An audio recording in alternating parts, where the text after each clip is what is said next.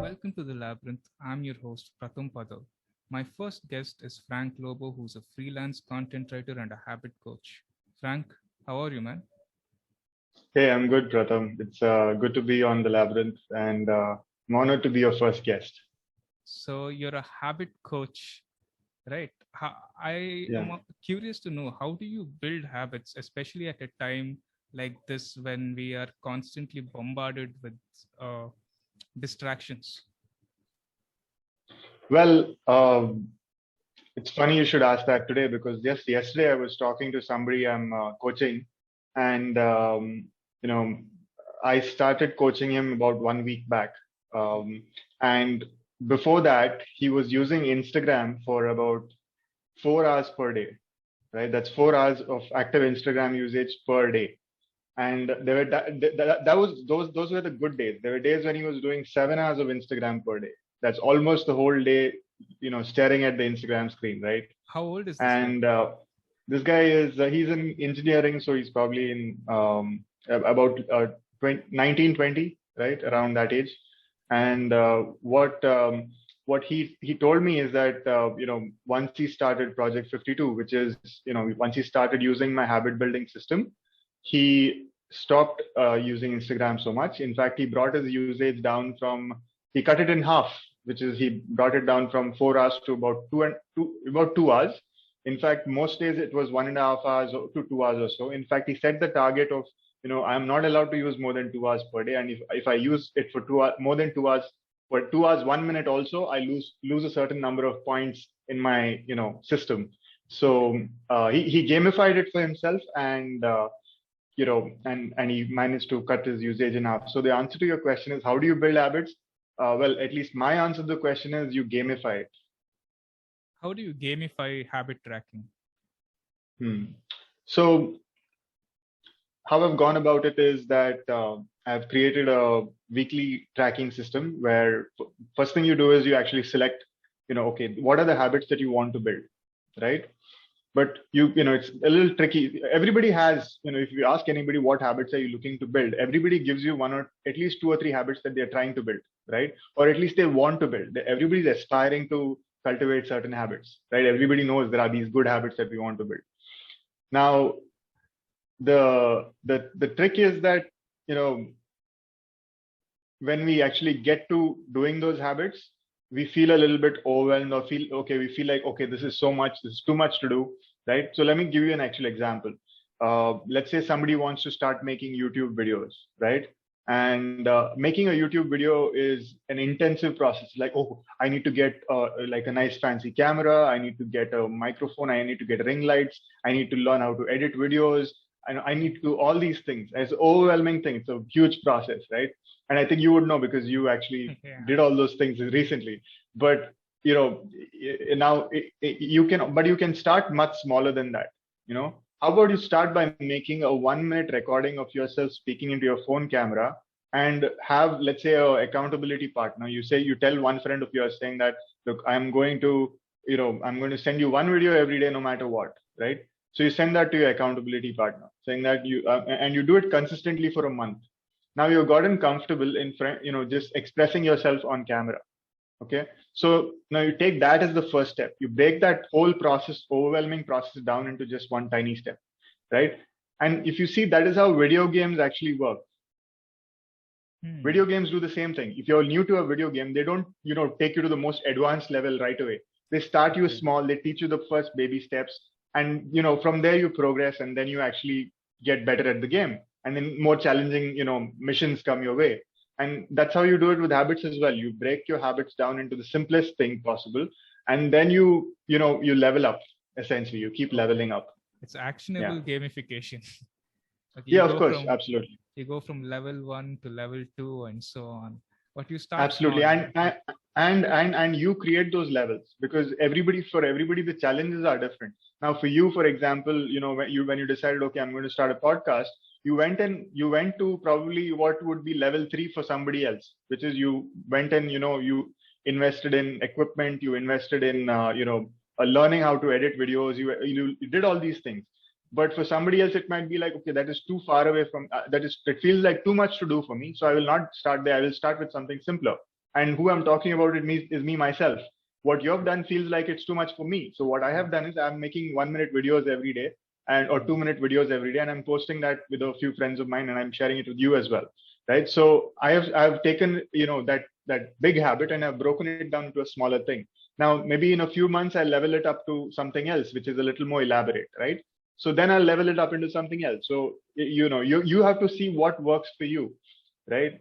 So I did that with reading as well. Now the thing is, here's the thing: I love reading, but it wasn't a consistent habit for me. So what I decided was I'm going to read 1 page a day. Now 1 page a day is not a big deal, right? I mean, anybody can read 1 page a day. So I started reading 1 page a day. Now on most days, I ended up reading more than 1 page, because you start reading 1 page, you're like, okay, I can go to the next page and the next page and the next page.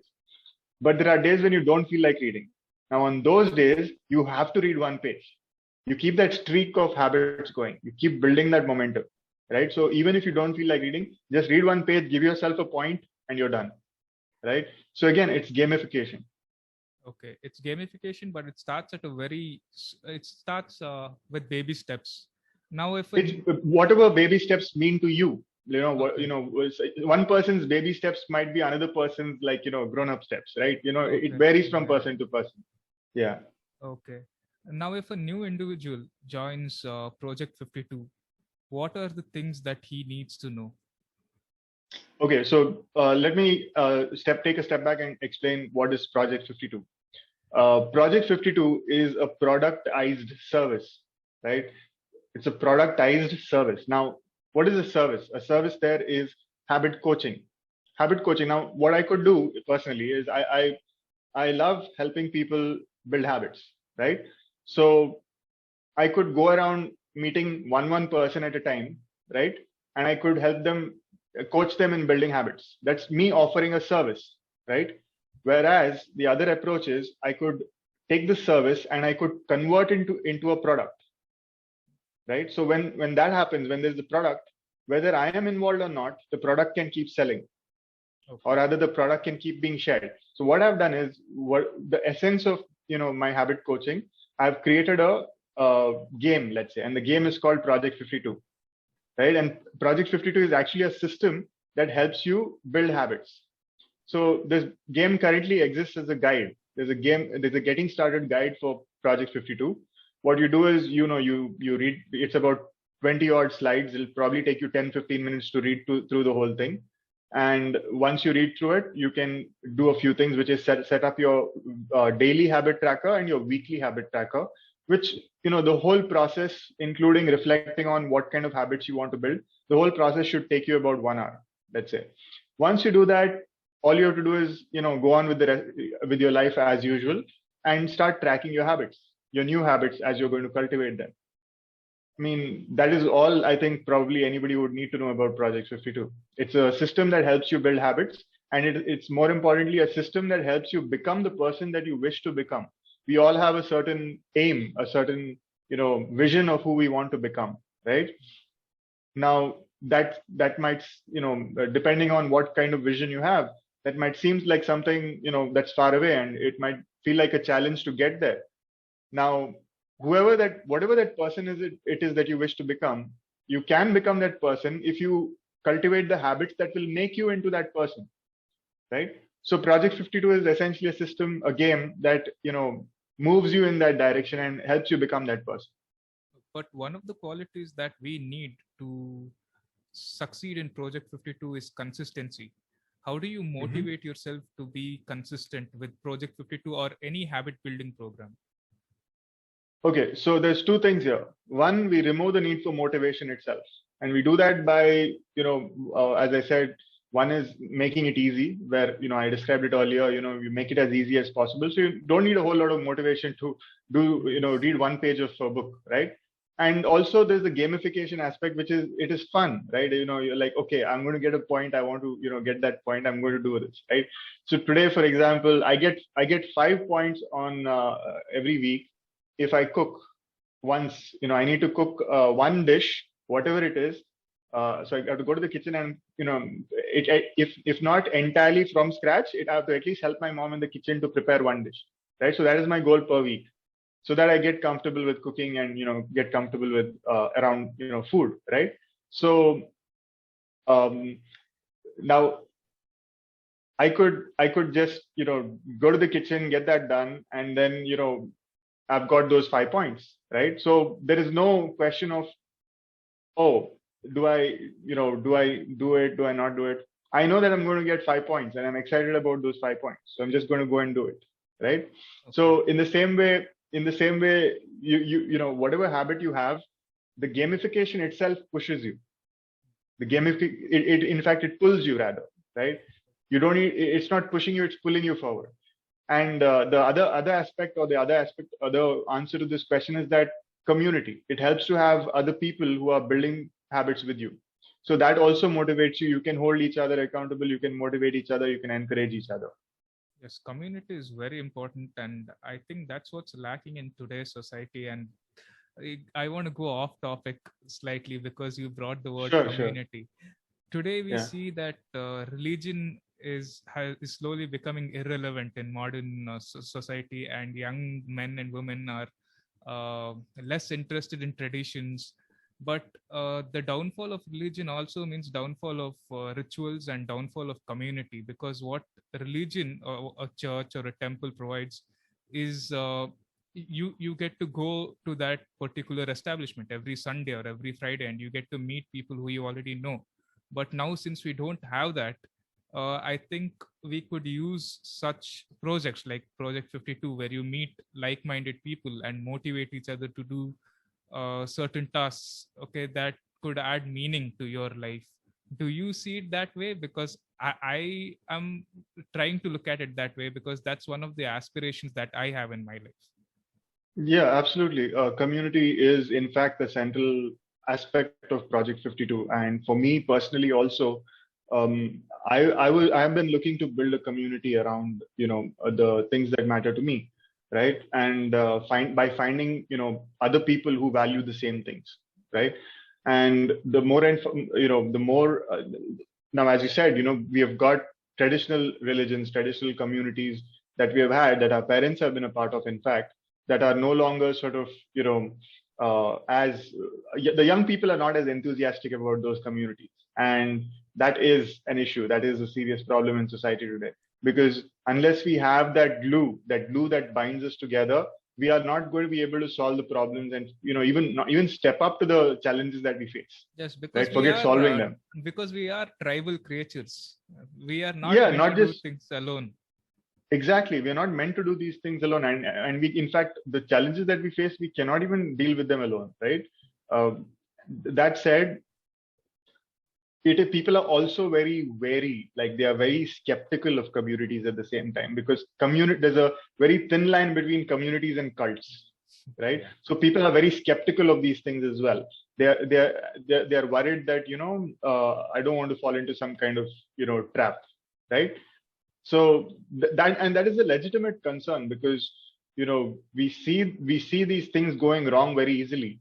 And in fact, I read this book recently called Recapture the Rapture, and it talks about how it's so easy when you mix, let's say, when you mix ecstatic states, and that simply, an ecstatic state is simply when you're like very happy, blissed out, and when oxytocin levels are very high, let's say, right?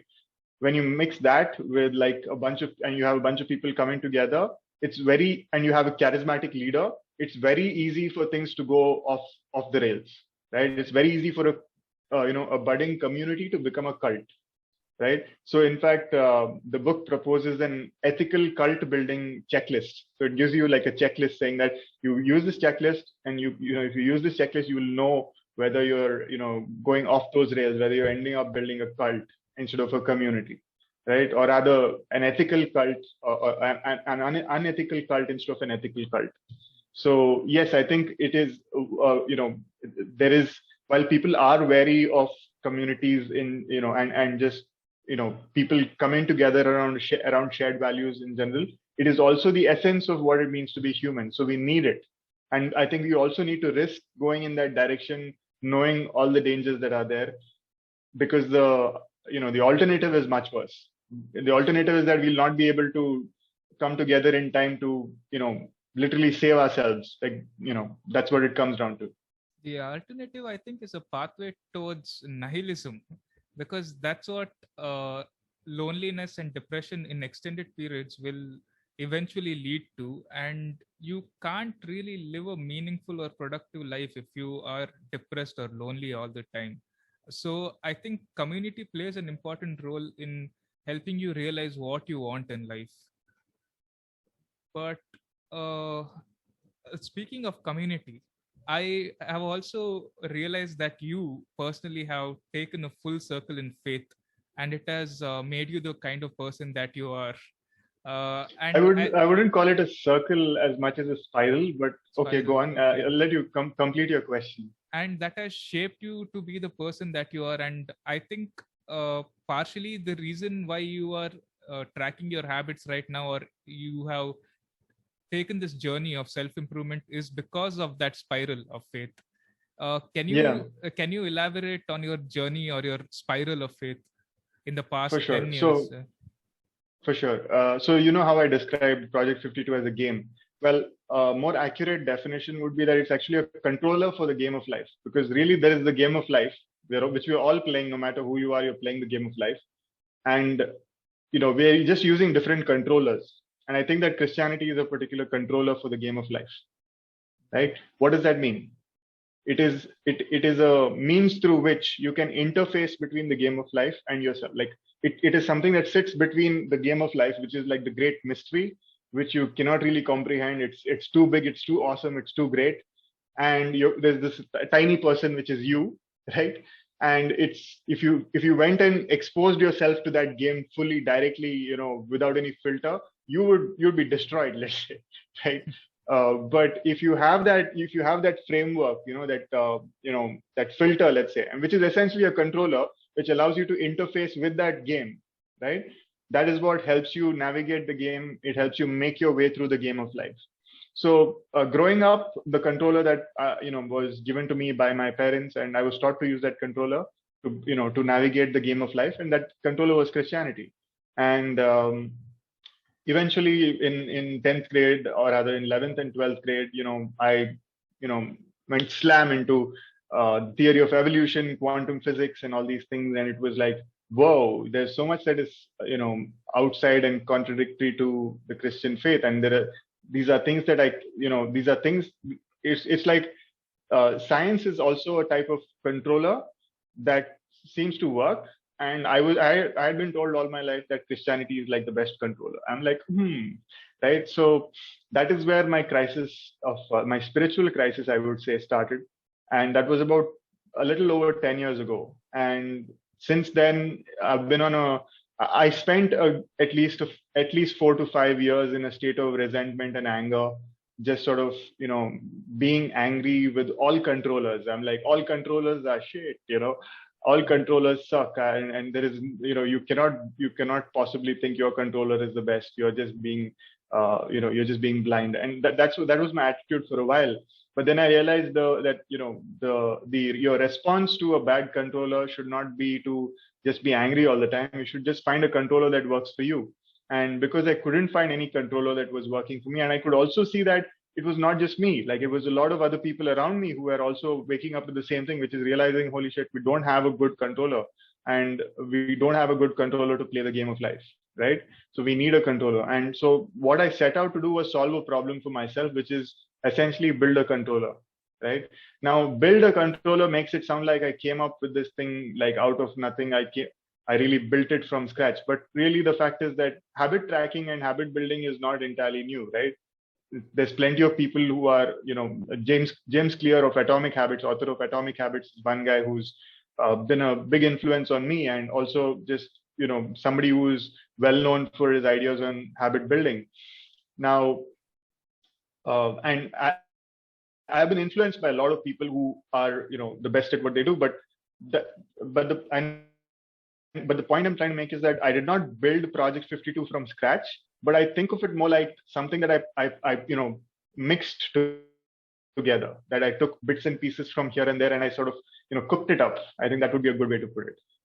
I cooked it up. So yeah, I've been since the last, honestly, since the last 5 years. So I said 10 years back I had my spiritual crisis. Since then, for 5 years, I spent being angry and resentful, and then I realized, okay, being angry and resentful doesn't work.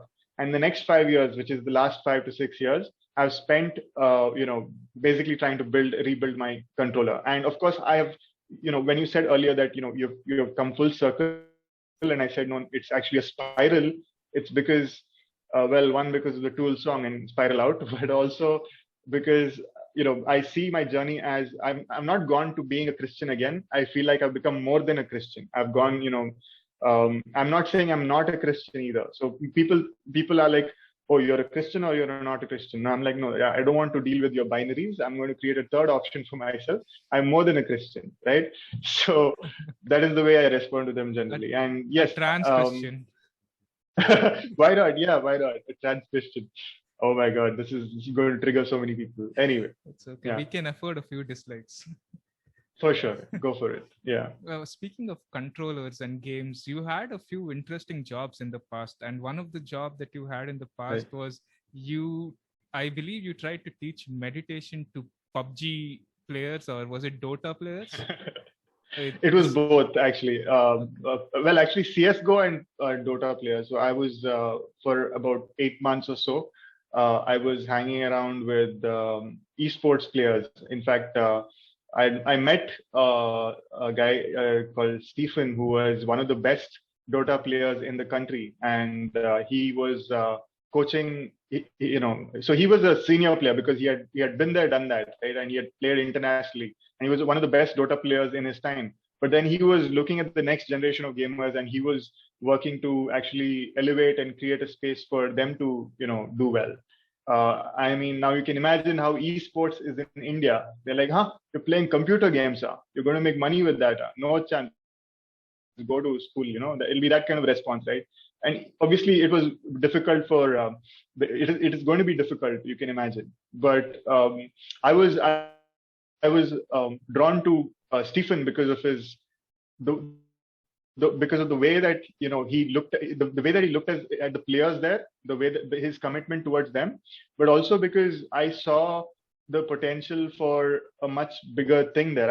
I saw that this was the same time where this idea of the game of life was really playing in my head. That life itself is a game, and it felt like there was a match between gaming and this. So I wanted to just immerse myself in that world as well.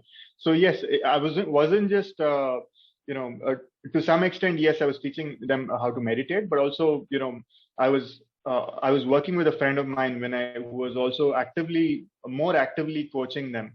So yeah, that was in 2018, I believe, for about eight or 9 months. And prior to that, you had briefly worked as an assistant to a magician, right? No, I wasn't an assistant to a magician, but I was hanging around. Again, I hung around with a lot of people in a lot of interesting environments. So yes, I was hanging out with a magician. I don't think I should mention his name here, but yes, that was a really fascinating time. One of the things that really struck me at the time, and this was a lesson that I probably has had a big impact on my life. It's the contrast between what I would call style and substance, right? Style and substance. Because if you think about it now, a magician, and this is something the magician I hung out with also told me. He said that being a magician is not really about the trick. It's about the showmanship. I mean, yes, you've got to know the trick. You've got to be an expert in the trick itself. But if you don't have showmanship, your show is going to be useless. So it's really about the style. It's about the showmanship, and that is when this man, he had a magnetic personality. Like, he was super charismatic, right? He could really anyway. So I, on the other hand, I had practically no style, to be honest. I was, I in fact did not even value style. I thought style was superficial. I thought style and showmanship was superficial. I did not see the value in it.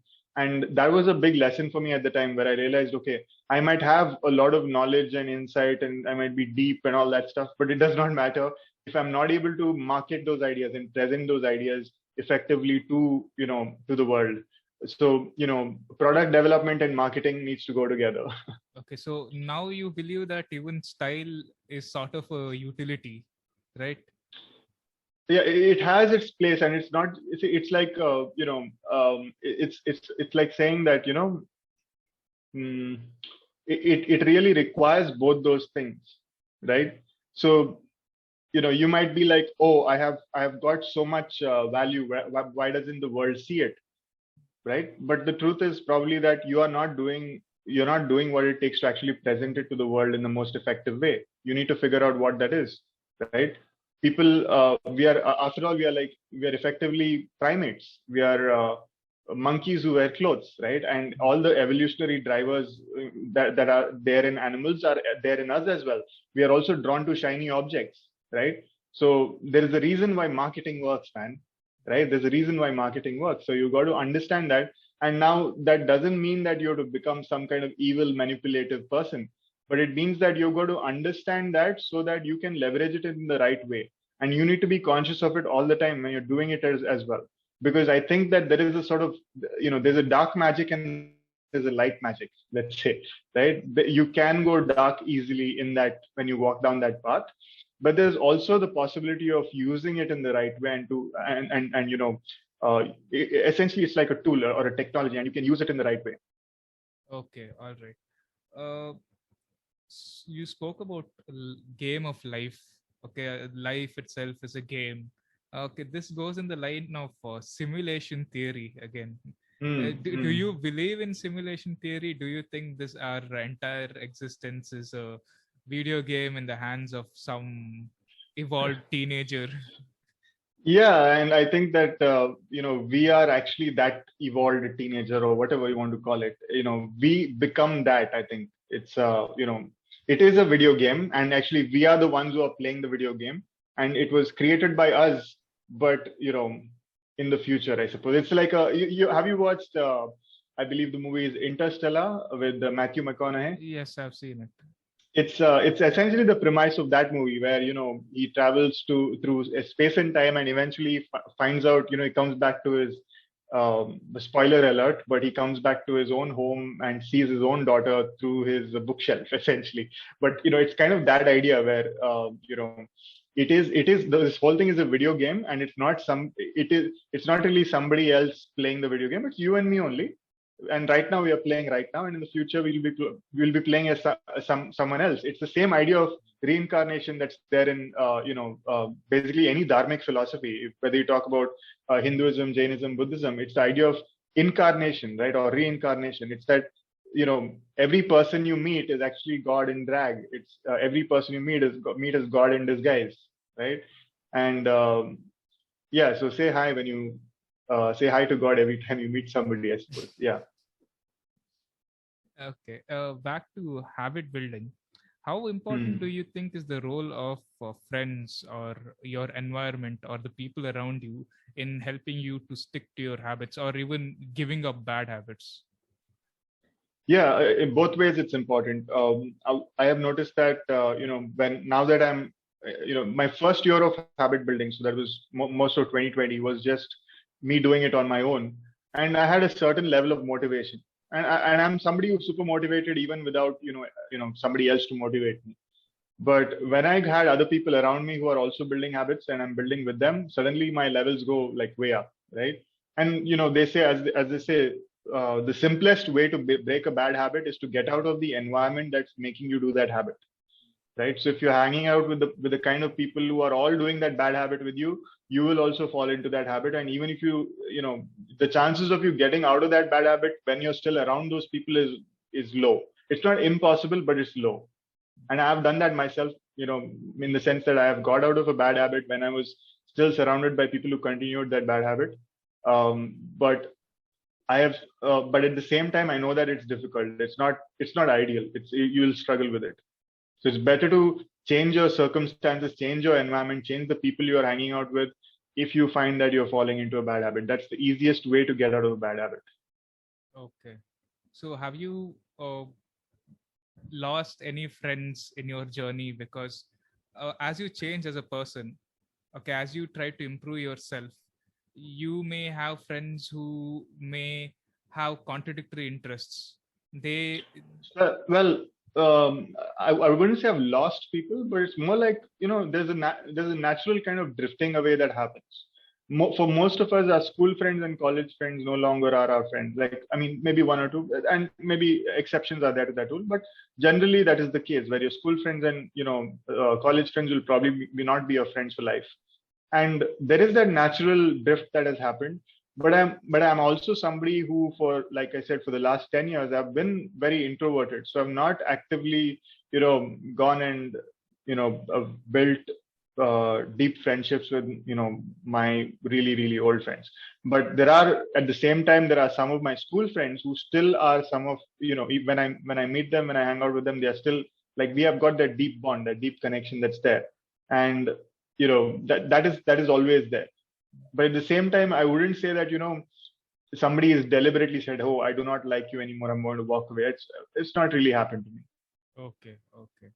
Yeah. So what's the journey ahead for Frank with Project 52 and habit building? Well, okay. So, in fact, I think this is something I just decided today, which is to, for the next, let's say, 6 months or so, at least till the end of this year, in fact, it's to double down on the current habit building community. So I've got around 25, probably close to 30 people who are, currently playing Project 52. That's the way I like to describe it, that they're playing Project 52, they're building habits. And I want to really, focus on these 25 to 30 people and make sure that, they are able to effectively use Project 52, right? And I want to also improve Project 52 itself in that process, right? So by the end of this year, I want to have something that's firstly a product, Project 52, the controller for the game of life, that is really tried and tested, by a bunch of people from the age group of, let's say, about 16, 17 to about 30, right? Of both genders, from different backgrounds, and in different contexts. So I want that to happen, which will probably happen in the next 6 months. And once that happens, yes, definitely down the line, I'm thinking of, you know, scaling this up, really, putting this out there in the world. I think and like I said, honestly, Project 52 is something that's not going to be directly monetized. So I'm not going to charge anybody, a fee to play Project 52 or to learn this habit building system. Also, my involvement directly in Project 52 is minimal to zero, because I just need to put it out there. People can pick up the playbook and they can start playing the game of life, right, using Project 52. So what I intend to do in the longer run, though, is, one, potentially offer coaching services as a complement to Project 52. So if you're doing Project 52 and you're looking for additional coaching, I can step in there. That is one potential role. But I also intend to see how deep the rabbit hole goes, because I think that Project 52 right now, at the surface level, it looks like habit building, but I think Project 52 is actually much deeper than that. I think there is a lot of potential there. So let me elaborate on that one point. What is a habit? A habit is simply a pattern of behavior that persists for a certain period of time. Let me repeat that. A habit is a pattern of behavior that persists for a certain period of time. Now, you and I have habits, right? Some habits are, lifelong. We have been doing them for a long time. Some habits are relatively short. We might have started them recently. And some habits are the habits that we just do once. It's a pattern of behavior that might just, if that, for a duration of time, that second part, that might be just 1 minute, right? And you never do that again. You've never done that before. You never do that again. That is also a habit, right? So we think of habits as something we do again and again. Not necessarily. It's just a pattern of behavior, and it could be just once. Now, that same definition, a pattern of behavior that it endures and it repeats itself, that same definition can actually be applied to everything, right? Because the universe is actually made of patterns. Reality around you is actually made of patterns of behavior. everything is behaving in a certain way, essentially, right? So, if you think of a tree, for example, a tree, it's behaving in a certain way, and then it stops behaving that way, right? Then, a building, it also behaves in a certain way, and it stops behaving, might take a very long time, but that same pattern can be observed everywhere, right? So now, this is a rabbit hole that I want to explore more deeply. And I think that is what lies ahead in terms of the long-term future of Project 52 as well, because, the world that we are heading into, these might seem like, high-end philosophical ideas that, you would discuss with your friends over drinks.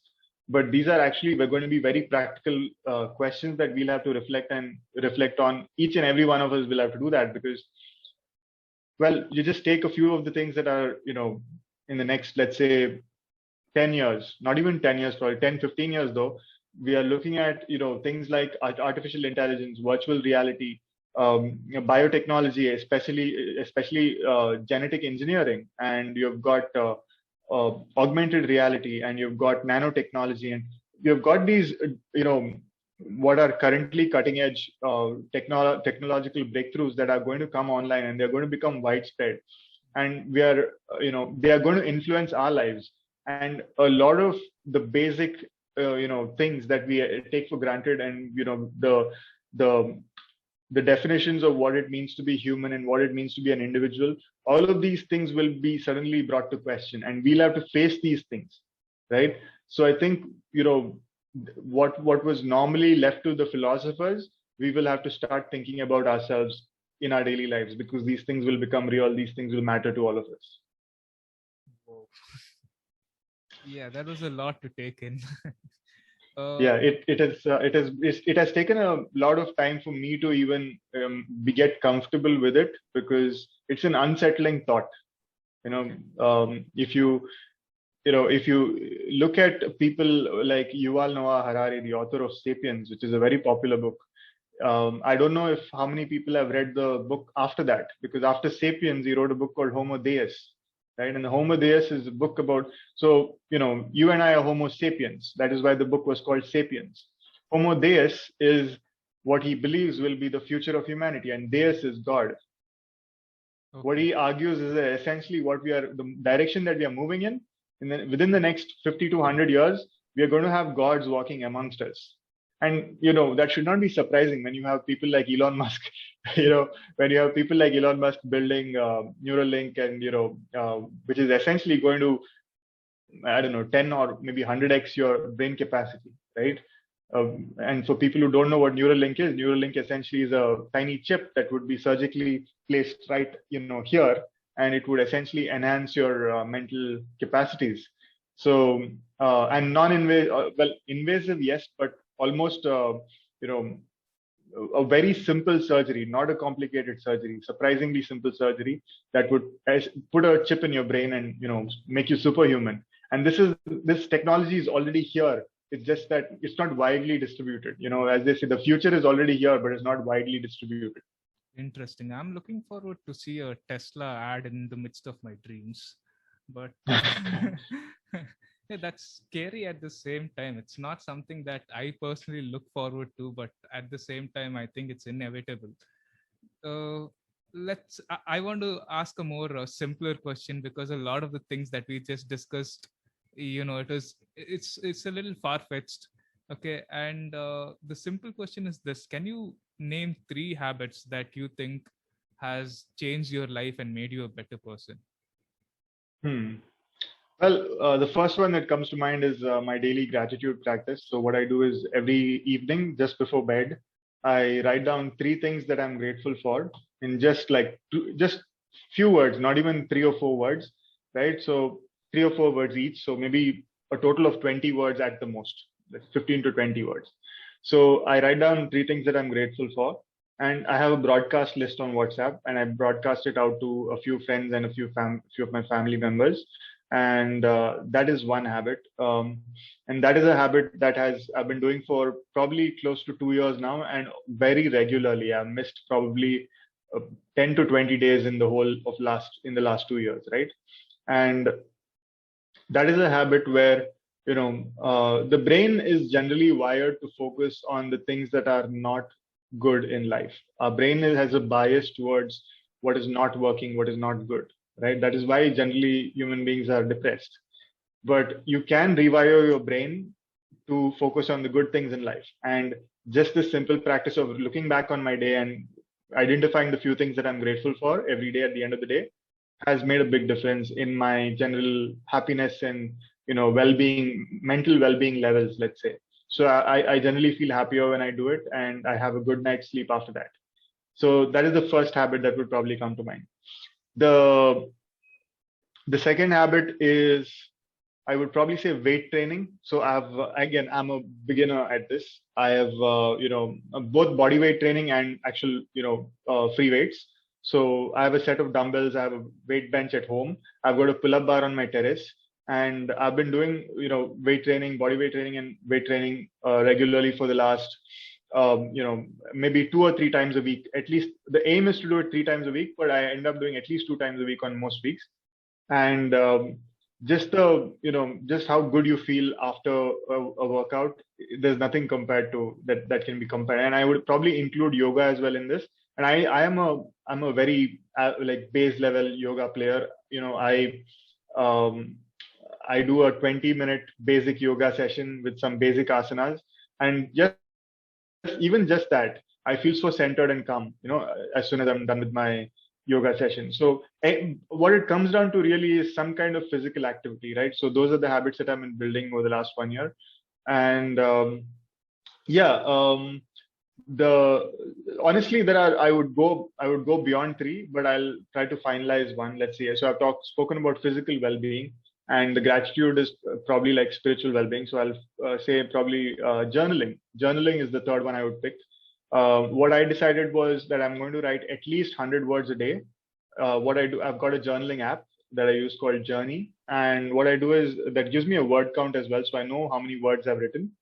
I write 100 words. And what happens when I journal is almost magic. So there might be something going on in my mind, or maybe there's nothing on my mind. But what I do is I just open my app, I open the screen, and I start writing. Sometimes I write absolute nonsense, right? That's fine. Write blah blah blah, or whatever. I don't really.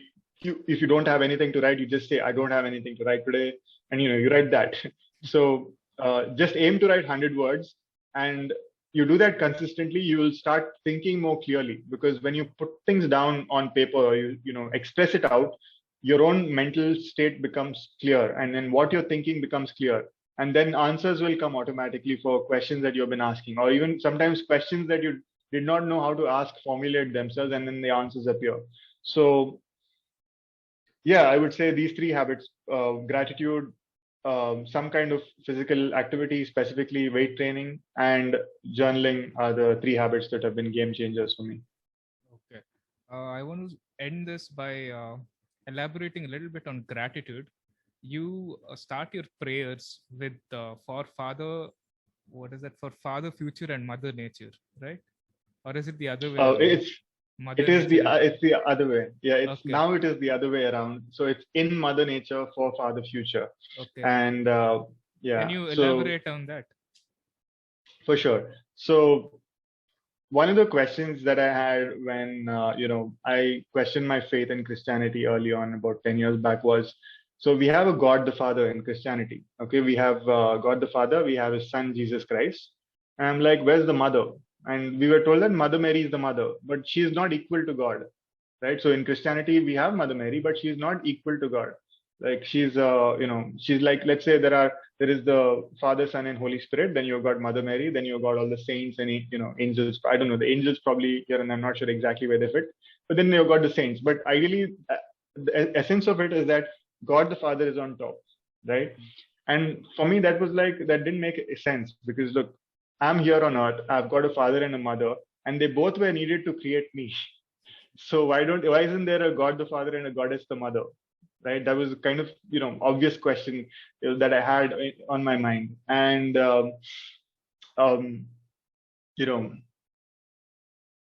when I I said that there was a 10-year period where I went through a spiritual crisis, the last 10 years.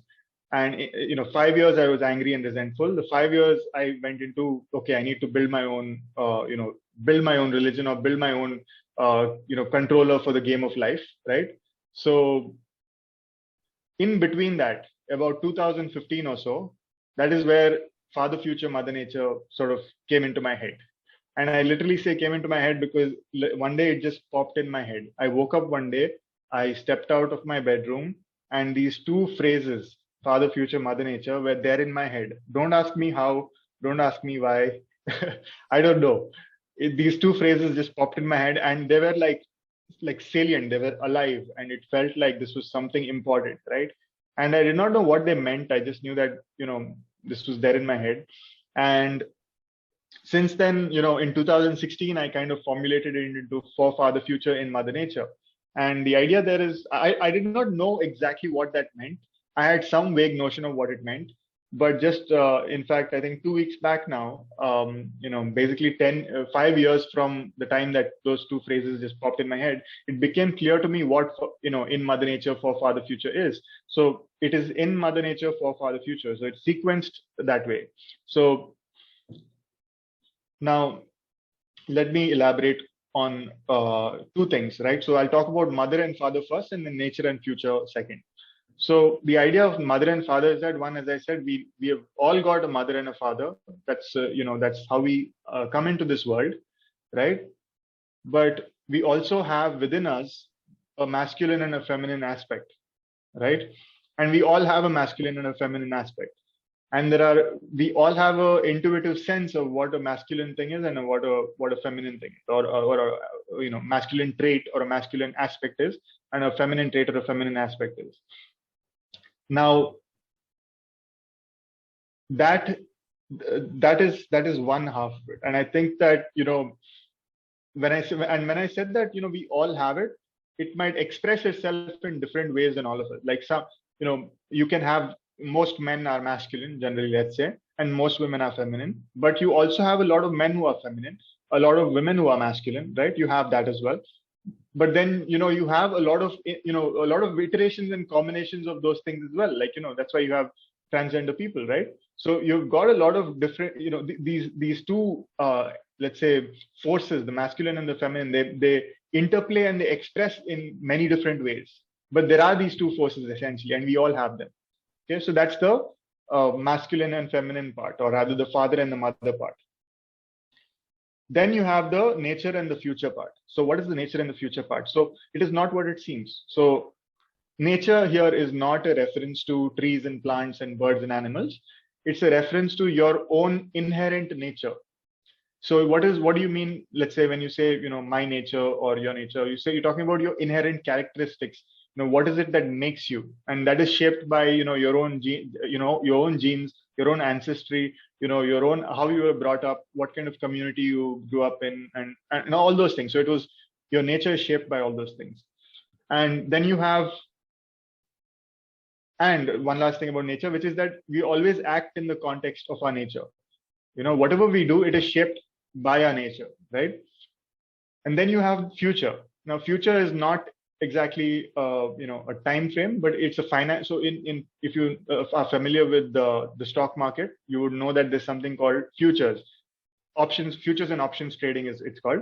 So futures trading is essentially like an agreement. So let's say you and I get into a futures contract where you'll say that I will sell you, let's say, I don't know, I'll sell you onions in end of December 2022 at this price, right? And we get into a futures contract. Now, let's say you'll sell me 1 kg of onions for 100 rupees in December 2022. Now, let's say we get to December 2022, and the price of onions is actually 105 rupees per kg, right? So what happens there is, but you have agreed to sell it to me for 100 rupees per kg. Right, so that what happens there? That 5 rupees difference is there. So I have benefited by 5 rupees because I don't have to pay you 105 because we have an agreement that I'll only pay you 100 rupees. So that's a future, which is essentially an expectation that we set, between us, saying that this is the price that we agree on. This is an agreement that we get into. In the same way, we have a sort of future that we are creating with the reality itself. So what I mean by that? So right now I have a certain expectation, which is that I have an expectation that the internet connection will be stable so that we're able to have this conversation, right? I have an expectation that the lights will be on, the electricity will be flowing through the whatever, right? The grid, right? And I have an expectation that the ground will hold beneath my feet and it won't just fall, right? I have an expectation that the sun won't explode, right? So these are all expectations that I have in real time, and these are all, let's say, contracts that I've made with reality. I'll take all these things for granted and I'll proceed with my life. But we also have expectations, like, or other futures that we create with our, with the people in our lives, whether it's implicit or explicit futures. So for example, you behave in a certain way when you go out in public, right? That's the expectation that's created, right? And you have, let's say, if you're employed by somebody, you'd say, I have an expectation that you will deliver this, and then I'll give you this money in return, right? So those are all expectations that we have created. Those are like contracts that we are creating. And what we do is, so think of all of these as futures, right? And what we are doing is we are living for the fulfillment of those futures. Okay. Right? Now, I do not know how clear that was. I am also still kind of working it out, but I think there is a there. And just go with me here. So no, I believe is that, yeah. Sorry to interrupt, but you emphasize a lot on future and time, and that brings me to another question about these concepts that you have introduced me to, and that is the concept of chronos and kairos. Kairos, yeah. Yes. So we have expectations in the future, but what we essentially want in life is to be so ingrained or so involved in our own activities that we forget the future or the past, and we only think about the here and now. Yeah, no, but just to clarify, future in Father Future is not a reference to the future time. It's a reference to, it's more like a tool or an instrument. It's a contract that we have with reality. Okay. Right. So in the same way that a financial future is a contract, this also is a contract. So the idea of the future in Father Future is actually a contract that we have with, let's say, with our employers, with our families, with reality itself. As I said, the ground. I have an expectation. I have a contract that, implicit as it is, that the ground will not fall beneath me, right? And that the electricity will not suddenly get cut, or the internet will keep working. All these are essentially expectations or contracts that I have set. And they're not, like I said, most of these are not explicit. Most of them aren't explicit. Very tiny fraction of them are explicit. But the idea here is that what I call Father Future and Mother Nature are essentially, is our collective nature and our collective future. And our collective nature is the collective context in which we operate, and our collective future is the thing that we are all collectively aiming towards. Right. And now that might seem like, okay, are we really aiming towards something collectively? Well, it seems to be, because we have a functional society, and you need some kind of direction to move in order to have a functioning society, right? To the extent that it is functioning. What do you think we are collectively aiming towards? Well, so there is and this is where I think Chronos and Kairos would probably, fit in really well, because you mentioned those two words earlier as well. Now, Chronos is chronological time, right? So it's, the time that we normally are used to, which is you go from the past into the present and into the future, right? So that is chronological time, Chronos. And then you've got Kairos. Kairos is actually what you would call the here and the now, the deep now, where if you get into a flow state, you forget, you lose track of time, and you really get into this present moment, maybe for a few seconds, when you're watching a sunset and it's just perfect and the clouds are in the right place, and maybe somebody you love is sitting next to you, right? So that moment when you get into the deep now, or let's say you are writing something and you're in a flow state and you express yourself so beautifully, all the right words seem to come to you. Or let's say you're coding and you're typing something out, and just all the right elements of that code fall into place. Or let's say you're playing a guitar or playing an instrument of any sort, and all the right chords seem to just flow, right? So that is really Kairos. It's the deep now, where this distinction between past, present, and future disappears. So you can think of Kairos this way and Chronos this way, right? And I think right smack dab in the middle of that is what we are heading to. Okay. Okay, interesting. Since we spoke a lot about future and faith and spirituality, I will have to ask you one last question, which is, what does God mean to you? Well, I cannot answer that question without telling you what goddess means to me, because you cannot have one without the other. I think, as I said, it's in But Mother Nature for the future. but when we say God, I think we mean it use God as a unisex word. I don't I, think we. I don't think we do. No, I don't think we do. That's the point. I think these words matter, and I think that and this is I'm going to say something that's going to trigger a different set of people now. I think we do live in a patriarchal society, right? We live in a society that's actually driven by the phallic impulse. This is Alexander Bard's idea. He's a Swedish philosopher, brilliant guy, and we do live in a society where the masculine is given more importance than the feminine, generally speaking. And I think there needs to be a balancing out that needs to happen. So yes, I think the word God by itself is, it's like using something without context. You need the context, you need the goddess, right? So yeah, that's what I think about that. And it's not you. I think that, and in fact, the moment you bring in the goddess, you don't need to explain God. It becomes obvious what God and goddess mean. It's the masculine and the feminine. It's the father and the mother. Your father and your mother, my father and my mother. Which all living creatures have a father and mother. Well, okay, not all living creatures, but you have fathers and mothers. You've got the masculine and the feminine there. So I think you don't need to explain what God is or goddess is anymore once you bring in, both the essential components. And as you said, actually what it leads to is that the duality is secretly unity. This is something that Alan Watts, the Zen philosopher, he said that what seems to be two things is actually secretly one thing, right? It's playing as if it's two things, but it's actually one thing. All right, man. I think that's all the time that we have for today. I've learned a lot today, and I've gained a lot from your habit tracking project, that is Project 52, and I'm very grateful for your time. Thank you, Frank.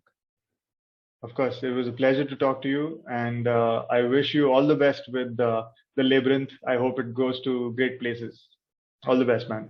Thanks.